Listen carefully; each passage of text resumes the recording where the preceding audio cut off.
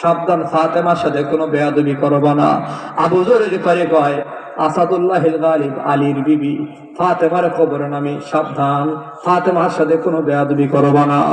আবু যর বলে, এই খবর মাটি, আজকে তোমার মাঝে ডাকে রাখি, তারা চিনো, সে হলো সাইয়্যিদুল কাউনাইন, কলিজার টুকরা, মুহাম্মদুর রাসূলুল্লাহর কলিজার টুকরা, আমার আপনার নবীর কলিজার টুকরা।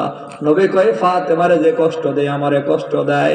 আবু যর কবরকে ডাইকা ডাইকা কয়, কবর, ফাতেমারে কোন রকম কষ্ট দিবি না। কবর জবান আল্লাহ খুইলা দিল।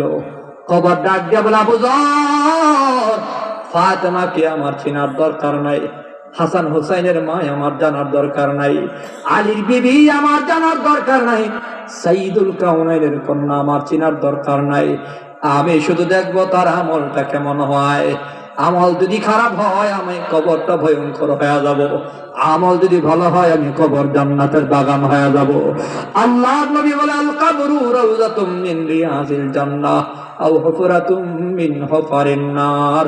কবরটা কারোর জন্য জাহান্নামের গর্ত সমূহের মাঝে একটি গর্ত, আর ইমান আমল যদি ভালো হয় কবরটাই হবে জান্নাতের বাগান।